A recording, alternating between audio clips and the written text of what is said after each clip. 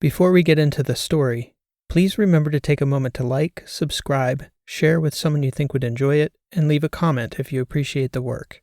Your feedback is important. You can also find links in the description to my website, bookstore, and other great stuff. I'd like to thank Isaac Arthur for another inspiring topic, which you can find linked in the description as well. With all that said, I hope you enjoy the story. Bird on Mars by P.E. Rowe. Avery Daly was the youngest person on Mars by 7 years. Her new friend and colleague, Saji Haran, was 28, a macro programmer and drone operator. Avery was a farmer. She had been all her life. But this place, Kanur Research Laboratories on Oxiopolis, slightly north of the Martian equator, just outside Danielson Crater, was the strangest place Avery had ever tried to raise a crop. There were concerns about such a young researcher being allowed on base, serious questions regarding whether she'd fit in, whether she'd be able to handle the separation from peers and family, and serious questions about whether so young an aspiring scientist was qualified enough to be taking up a coveted spot on Kanur. The facility itself amounted to a giant Kevlar fabric bubble that, from the outside, looked more like a makeshift football stadium than a scientific outpost. NASA's nickname for Kanur, the circus, seemed fitting on two levels, the giant tent being the obvious, while the variety of the research and the characters performing it did seem a little circus-like at times. Antrim Thomasine took his job as on-site mission operator far too seriously for the circus animals working in that big Martian tent, as many of the researchers and engineers sometimes jokingly referred to themselves. It was an exclusive club of space scientists, and Antrim had not been happy about admitting a 21-year-old undergrad to it, especially when Kanur had been promised her advisor, the esteemed plant geneticist Nicholas Penny. Professor Penny had broken his femur skiing moguls on an icy day at Cannon Mountain 3 weeks before launch, and was given the choice to scrub and delay their group's research by 2 years, or send a grad student from his lab. Both of his PhD students were petrified of the idea of going to space, and his postdoc had proven far too incompetent to trust with such a major project. NASA suggested delaying, but Nick knew the 2-year delay was far too long with the off-world population growing exponentially. "Why don't I send you Birdie?" he told the ag group at NASA. "She knows the project as well as any of the grad students anyway." NASA loved the idea. Antrim Thomasine hated it. "We have enough real work to do up here without having to babysit a teenager," he'd responded initially via email, which only strengthened Penny's resolve to get Avery cleared through NASA to participate. So Avery knew from the outset, long before her shuttle touched down outside Kanur, that Antrim would be keeping a close watch on her. With so much on the line, she'd promised to make absolutely no waves, and it turned out to be a promise that hardly took 6 weeks for Avery to break. Antrim woke one morning to find that one of the empty cargo containers, scheduled to be sent back on the ANA bi-monthly, had gone missing. He found it fixed to one of the 4th-story girders along the exterior of the lab's scaffolding, ratcheted to one of the tent's tie-downs. He didn't even look for a suspect, just stormed into the ag lab shouting. "This is what I get," Antrim began his tirade. "Allow children in a lab and you get childish pranks. I don't know what the hell you think you're trying to pull with this stunt, Ms. Daly, but an outrage like this will never stand." Avery looked as stunned as the other 12 researchers on the 2nd floor, who'd gathered outside the ag lab to gape at the unfolding scene. A floor above, Saji Haran got word that Antrim was freaking out. She called Avery. "I'll be right down, Birdie," Saji's voice echoed in Avery's ear. I think Saji would like to have a word about it, Dr. Thomasine," Avery told Antrim. "For what? To make a bigger ass of me?" Antrim grumbled, staring at Avery. You'd do well to keep your mouth shut," Antrim said. Taking the crate had been Avery's idea, but there was a good reason for it, and neither Saji nor Fred Cho, their other co-conspirator, had considered the possibility that Antrim would view it as some kind of personal slight. It was just a packing crate after all. Avery had asked them whether they should clear it with Antrim first, and they'd both said it would be better to ask for forgiveness than permission. "Just tell me one thing," Antrim said. "Was it Saji or Cho? I know you didn't run that thing up there yourself." Avery shrugged. "It was all of us. It's not what you think." Saji stormed onto the 2nd floor, shouting at Antrim loud enough to be heard halfway across the tent. Antrim had let his emotions get so heated about the crate, he hadn't even bothered to ask what was in it. Avery would have happily explained, but the shouting match between him and Saji was too heated for her to feel like she could intervene. Antrim threw them both out of the lab, and then stormed off, ranting about getting Fred Cho back in to take down the crate, but he was out with the survey team operating their drones for the next 4 days. Antrim was so furious he wouldn't even see Avery or Saji, who went right back to work in her lab in spite of what Antrim told her. One of NASA's research scientists, Forrester Braun, came to see Avery in her bunk where she was composing an email to Professor Penny to explain the situation. Forrester was one of the senior astronauts. She'd been extremely helpful getting Avery set up because she'd been performing ag research in space since before they started sending actual ag specialists. "Birdie, what is going on?" Forrester said when Avery opened the curtain on her bunk. "I think he thought we were pranking him. He's not taking it so well, I guess. Both Saji and Fred said it would be fine, but Antrim's blaming me." "What's in the box, Bird?" Forrester said. "Cell cultures." "Cell cultures?" Avery nodded. "Did you have to put them in the rafters?" "Fred thought so. The whole thing's a long story. But it's not like, honestly, Forrester, I'd never intentionally try to make Antrim look bad." Forrester shook her head, and despite her best efforts, she cracked a smile and began to laugh. "Just tell me what's in the box and what you clowns are up to, and I'll go have a word with Antrim. It better be worth all this trouble, Birdie." Avery nodded and explained the whole situation. It helped that Forrester understood Dr. Penny's research, at least superficially if not in detail.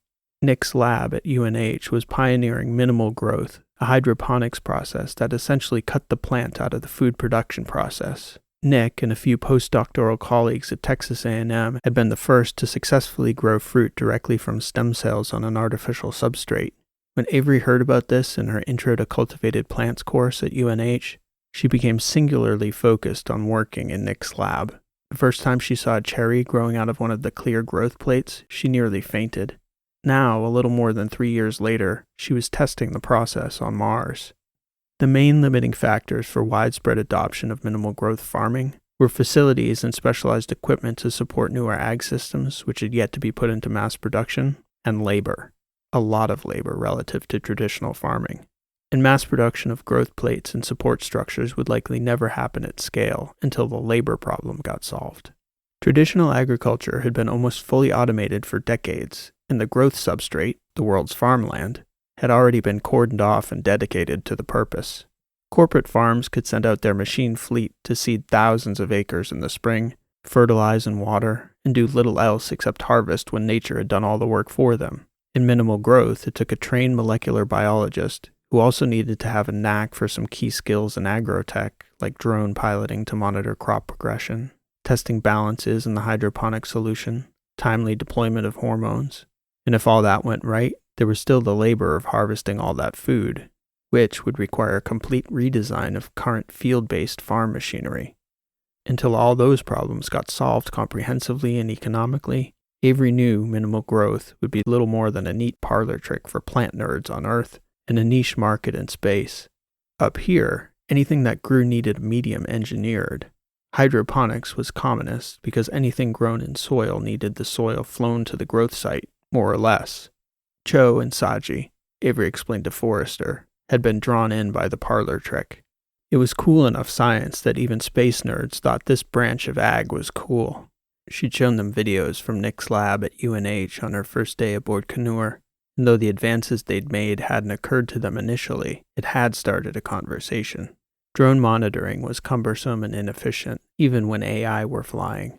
Cho insisted that what Nick and Avery really needed were bots on the growth site itself. "What, like miniature people that climb up the panels and measure the fruit?" "I was thinking more like spiders," Cho had said. "Creepy crawlies." They kept talking about it, the two robotic specialists and the farmer. Jokes led to ideas, which led to conversations, which led to plans. One day, about 4 weeks after Birdie arrived on Mars, Cho came into the ag lab with a jar of glowing jelly, put it down on her work table, and said, "Okay, Birdie, let's try this." "What's this, space jelly? How is it on toast, Cho?" "No, check it out," Fred said. "It could be our solution." "It's an electroreactive semi-solid nanogoo, is the technical term for it. Drop in a tech suite and watch." Avery had seen some cool things in her life, but perhaps nothing wilder than watching what she later described to Professor Penny as a glowing crystal spider spontaneously crawling out of a puddle of clear goo. Cho started going on and on about the graphene, the electrical field, the limitations, and the potential applications in her project. Avery didn't hear a word. It was just too damn cool to do anything else but marvel. That clear spider balanced on the rim of the jar and fell to the table as it tried to descend the tall glass cylinder. Then it righted itself and stood by on her lab bench. Not quite as nimble as the natural-born blueprint, Cho joked, but much more obedient. The idea was sound, but still needed quite a bit more troubleshooting.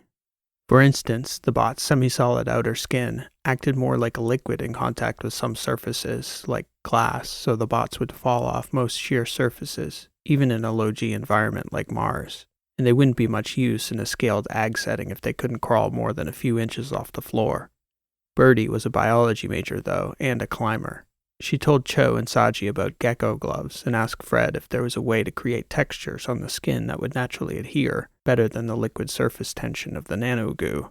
It took about a week's fine-tuning during Saji and Fred's free time before their circus spider bots were climbing up the scaffolding inside Kanur's tent. Next, they started testing their prototypes on actual ag applications, the labor a human would have to do to raise a full crop.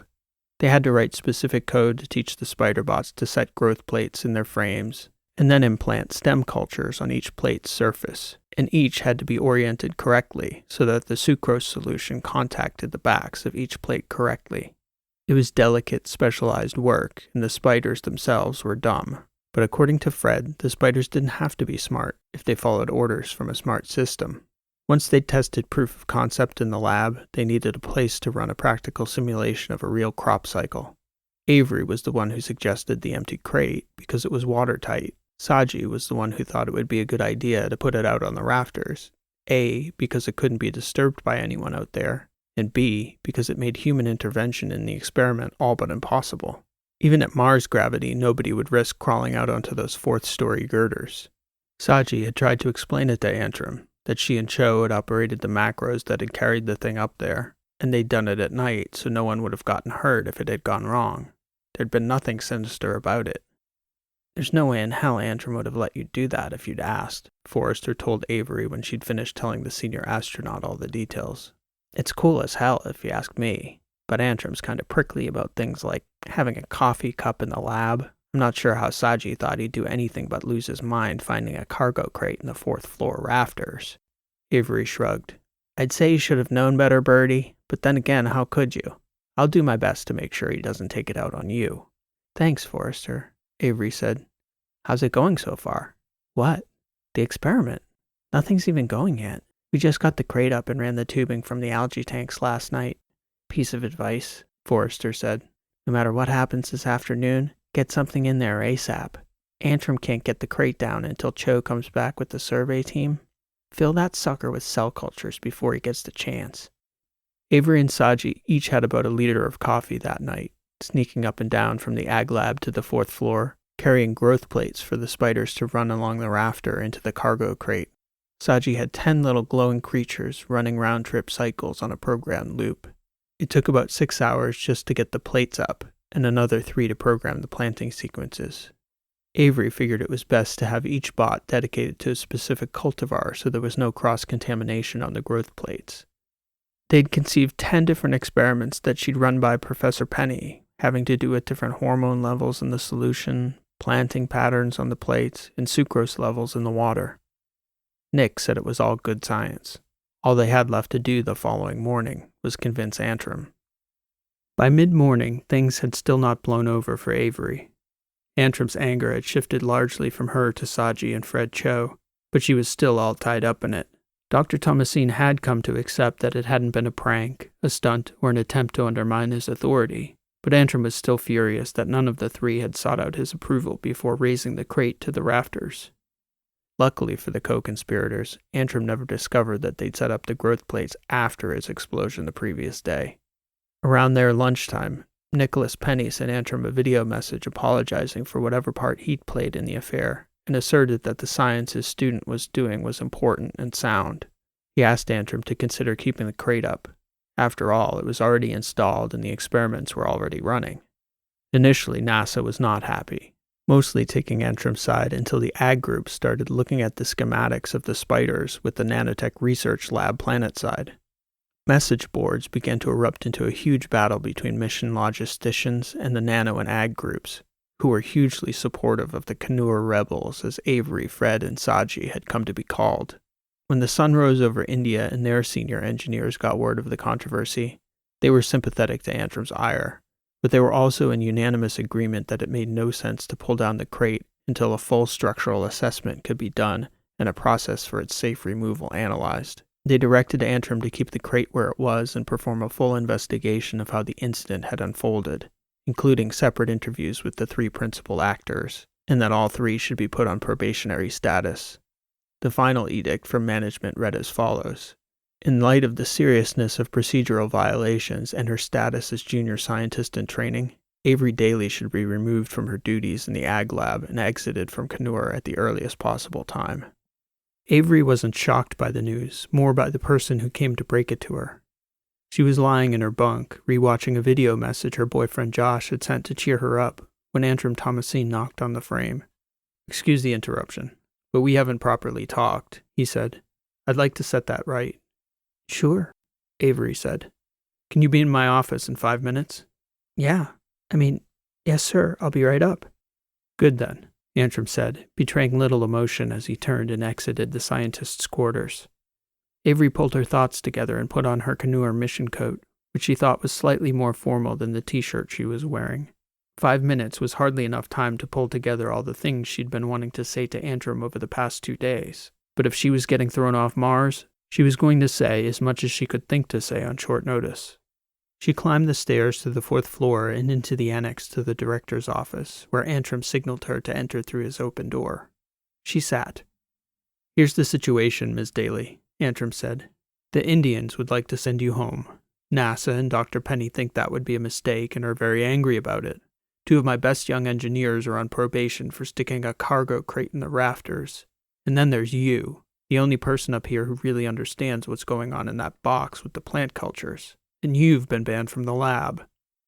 "Technically, they're not really plant cultures, Dr. Thomasine," Avery said, "if we're being precise." "A good scientist always should." Avery nodded and examined Antrim's eyes. Absent the anger of the past few days, she was surprised to see the eyes of a person and not an antagonist. Avery didn't know what she should say next, so she thought common ground would be the best place to start. Science. "Precisely, they're STEM cultures."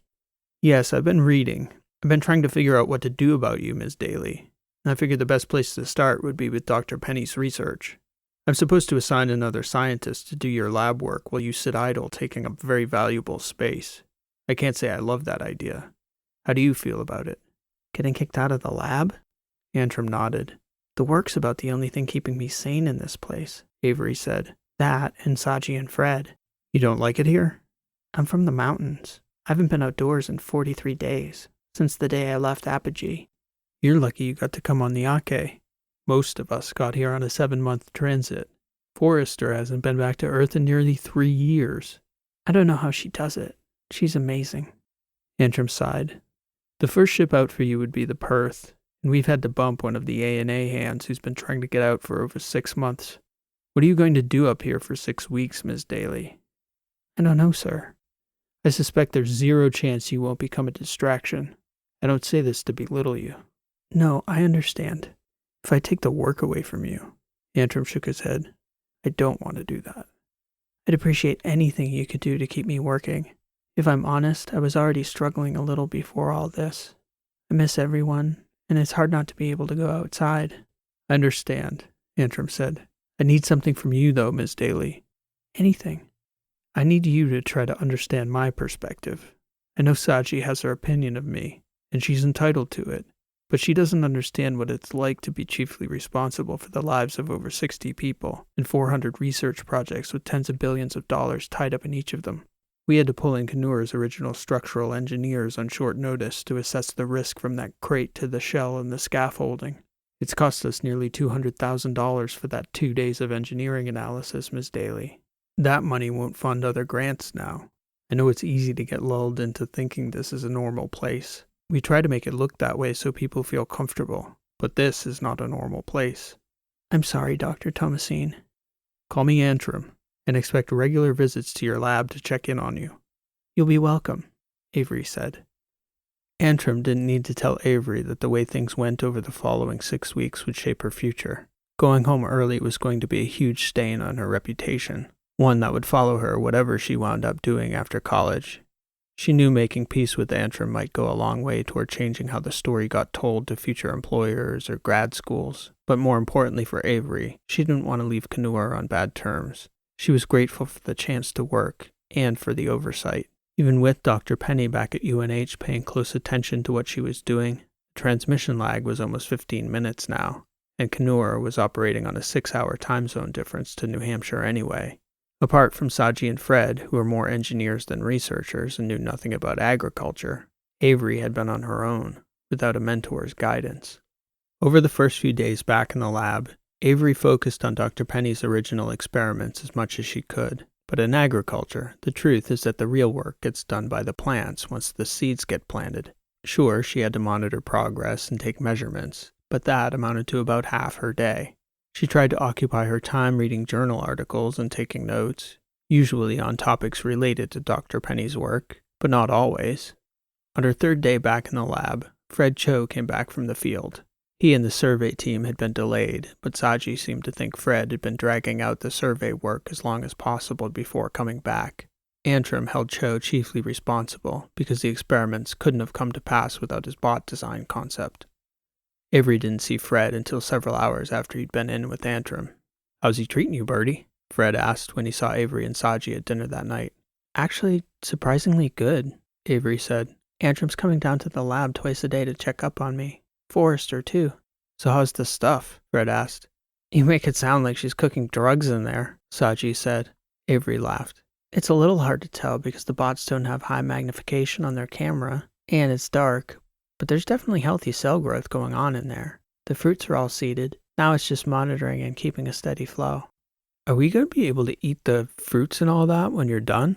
It was a question Avery hadn't even considered was a question. She shook her head. "It's fruits and vegetables, Fred. We'll have to let some spoil to measure shelf life. And sure, I'll have to smush up some to get sugar profiles from the refractometer, but there's going to be a lot of food in that crate in a few weeks." "Cherries?" Avery nodded. 2 different cultivars of cherries. Albion strawberries, too. Like the best strawberries you've ever tasted in your life. We grow those at home. The apples and pears will take a little longer, but I've got a couple favorites in there, too."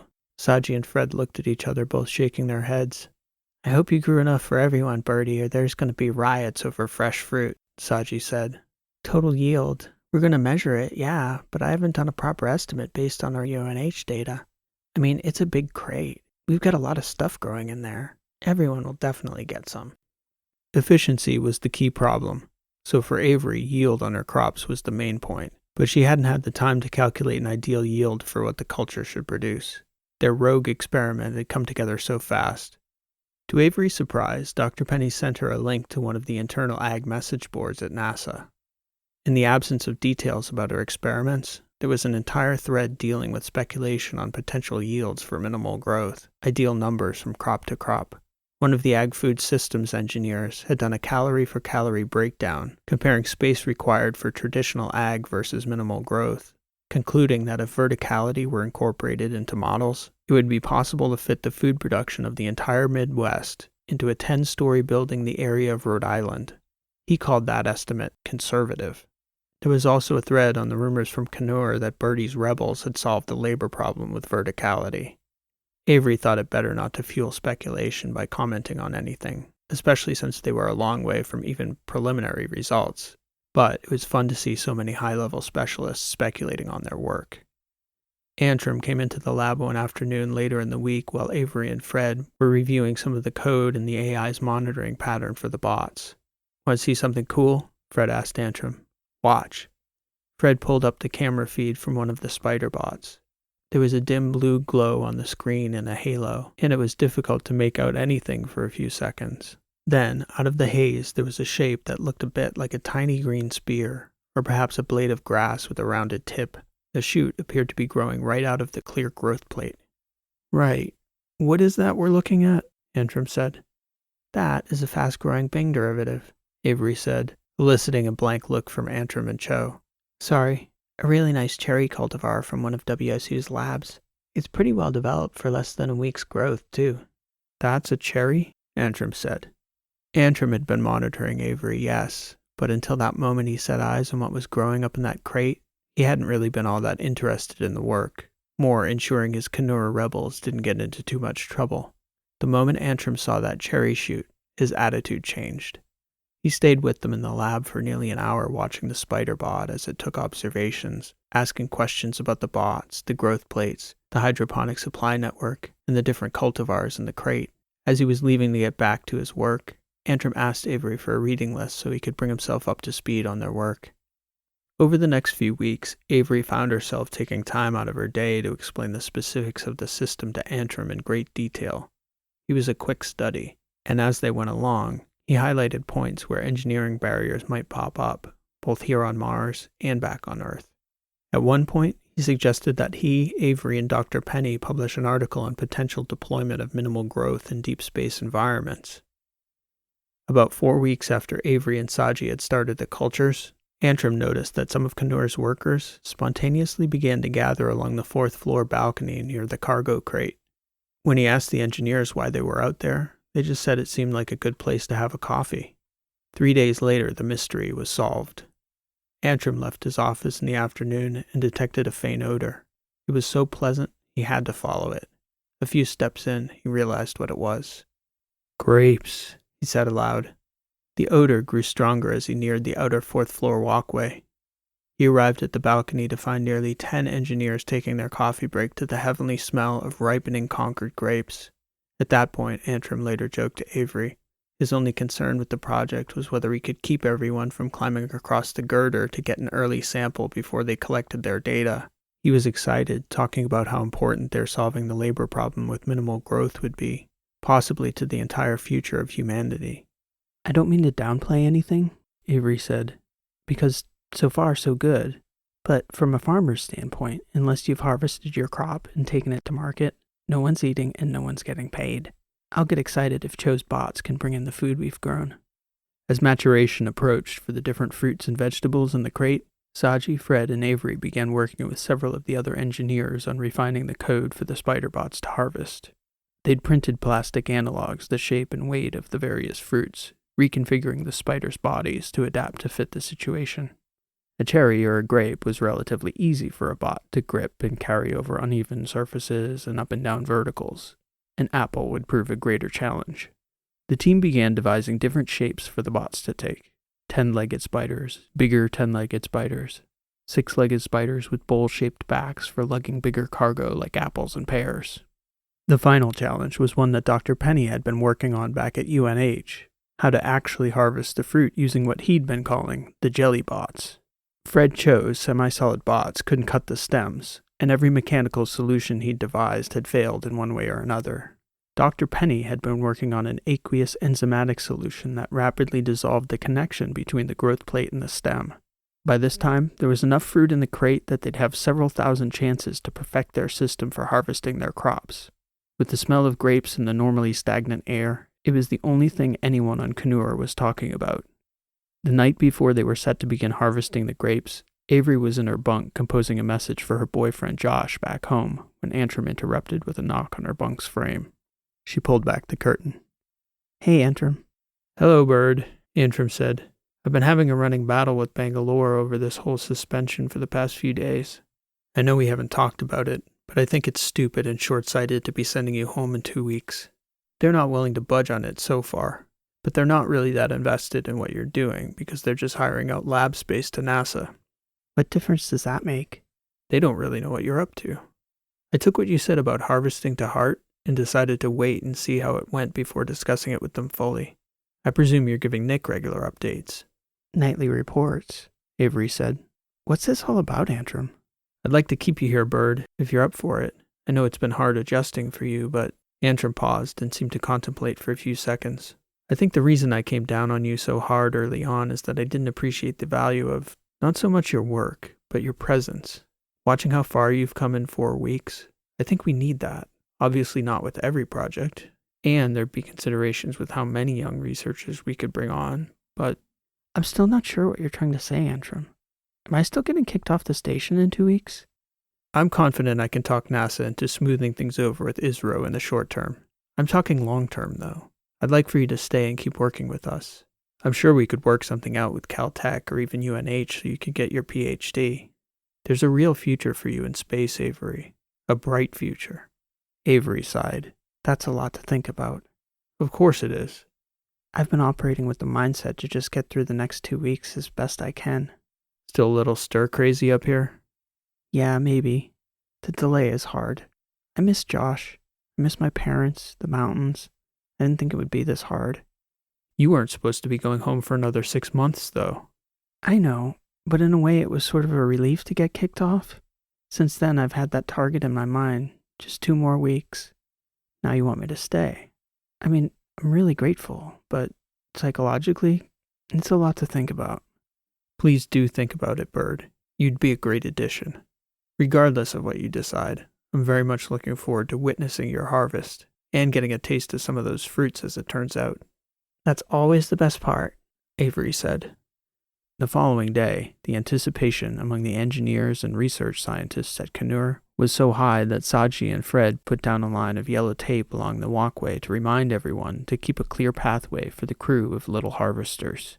They'd decided that given the complexities of the situations the bots could face in the future, they wanted to see how their bots would do with the challenging course.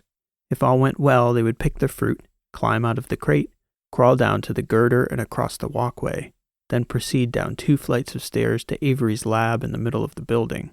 Avery, Saji, and Fred were watching from the monitors down in the ag lab as the bots began running the protocols the team had put together over the 2 weeks prior.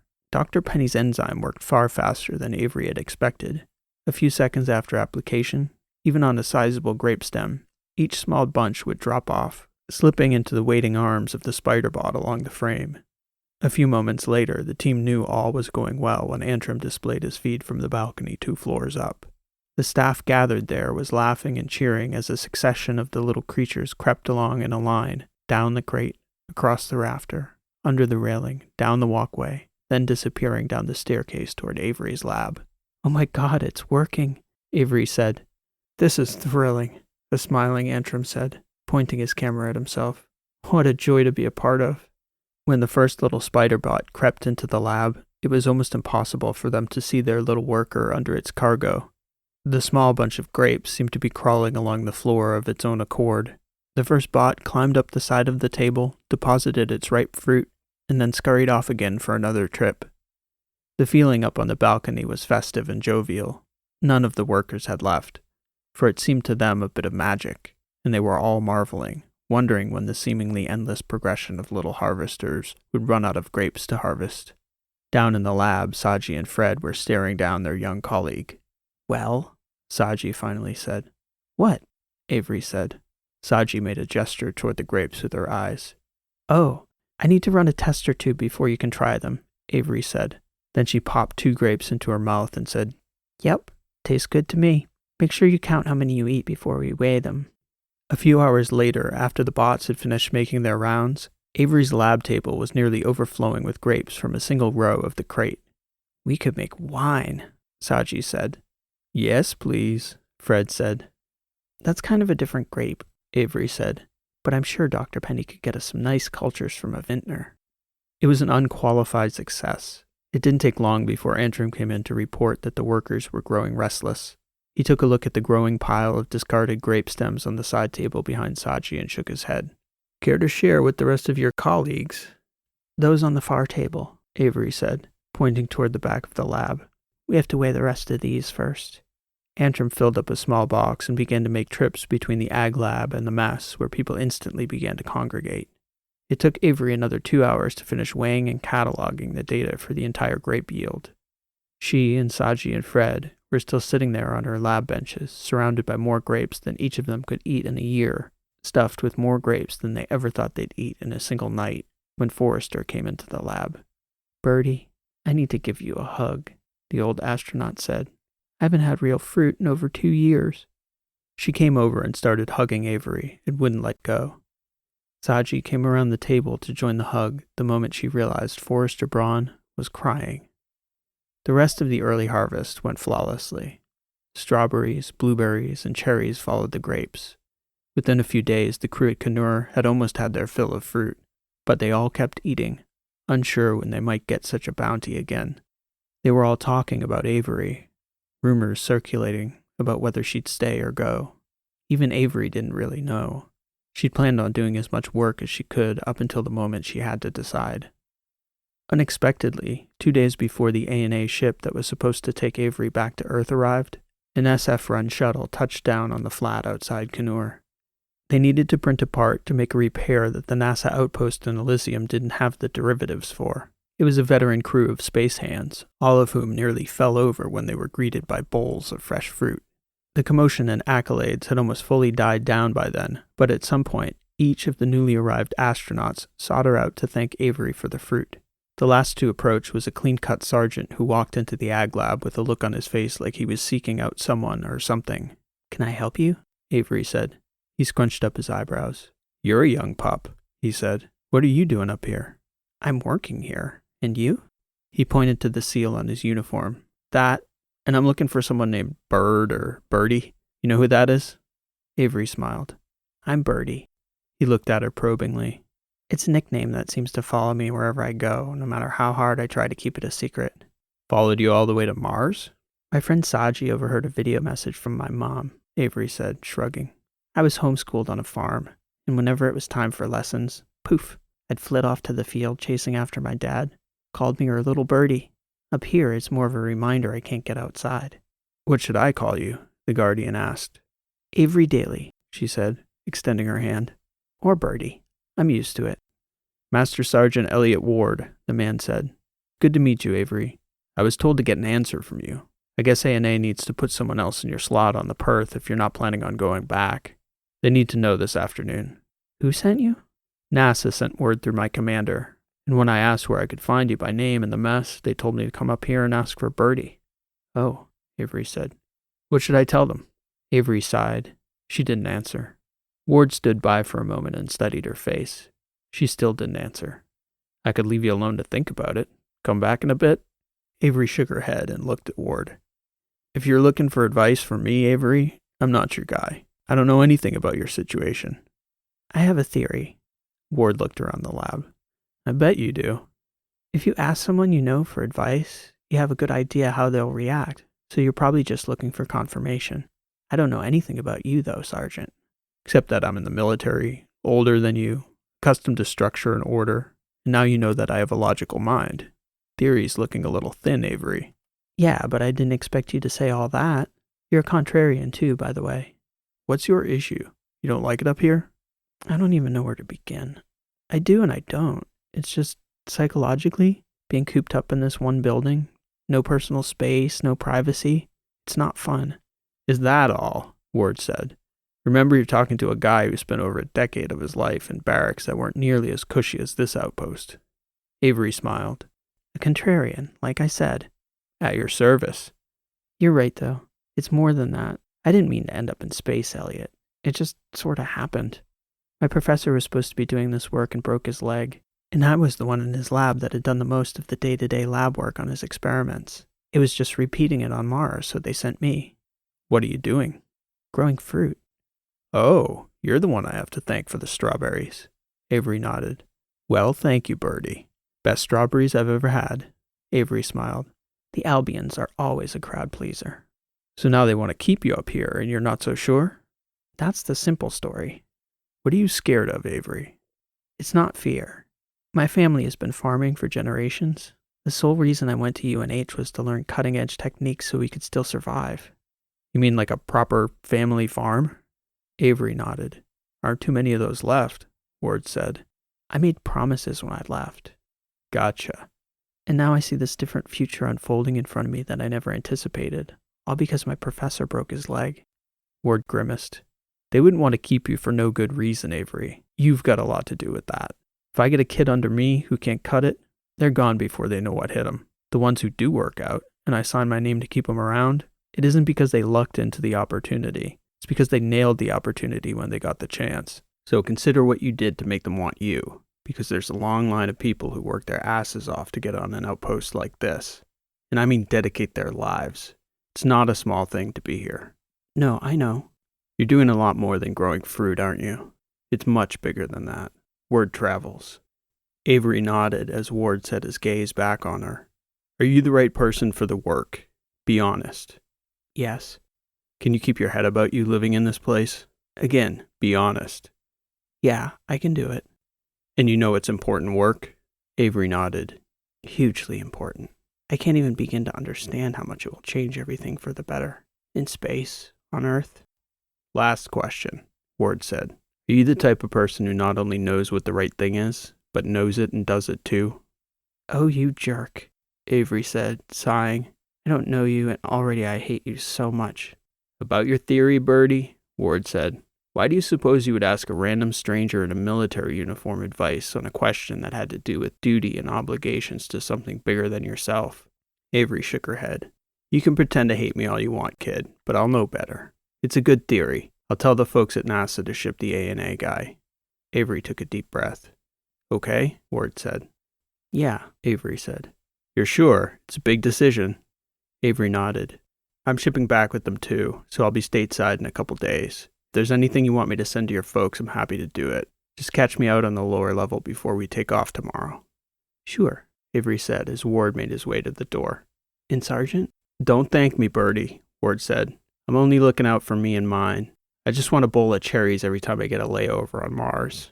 Elliot Ward was out the door before Avery had time to thank him. She spent half the afternoon in her bunk recording, deleting, and then re-recording messages to Josh and her parents, explaining that things had changed, that she'd be staying, and that she didn't know when she'd be coming home again. She didn't tell them that in all probability, it would be years, not months, before she saw them next. Avery figured she'd have plenty of time to break the news to them in stages.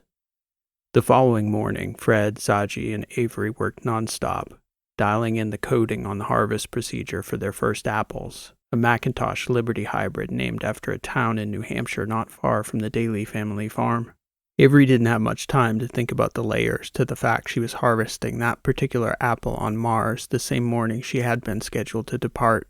Instead, she was so busy working in the lab, she never even got down to see off Elliot Ward and the shuttle crew. There wasn't any message she could have sent home in the mail that she couldn't say in a video anyway, and the day seemed to fly by. They were almost finished by mid-afternoon when the announcement came over Kanuer's PA, preparing everyone for the sound and vibration that would come with the jet wash from the upcoming shuttle launch. The AI kept a steady minute-by-minute countdown from the 10-minute mark over the PA. She couldn't see the shuttle, as Kanuer didn't have more than the single window in the outer airlock, but Avery felt like she could sense it out there on the red plane, her ride home leaving without her. Avery stepped out for a cup of tea and ended up by herself alone on the fourth-floor walkway, leaning on the railing, her eyes fixed on the sight of the cargo crate that had set everything in motion. As the countdown got within the minute, Avery noticed the hands holding her tea tumbler had begun to shake with anticipation. She felt like she was going to cry.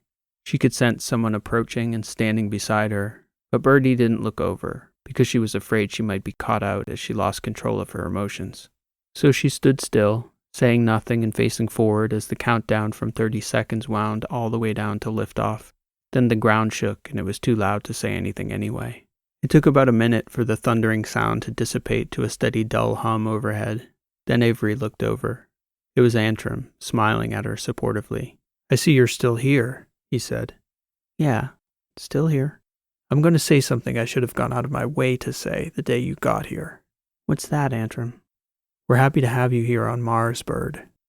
Thank you, Avery said. It was hard for her to say in that moment, but she managed it. I'm grateful to be here.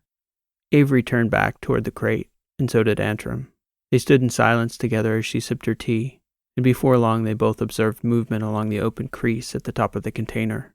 In the dim light, a faint blue glow and the outline of an apple could be seen to seemingly crawl of its own accord, slowly descending the side of the crate to the girder, across the beam and under the railing, between their feet, and progressing toward the fourth-floor walkway, toward the ag lab Avery Daly had decided to call home. Bird on Mars. This has been an original story written and read by P.E. Rowe. Thank you for listening, and I hope you enjoyed the story. If you did like what you heard, please show your appreciation by liking, subscribing, and leaving a comment. If you'd like to check out my website, you can find me at rowlit.com. That's ROWELIT.com. You can find many of my other works of fiction of all lengths and in multiple genres.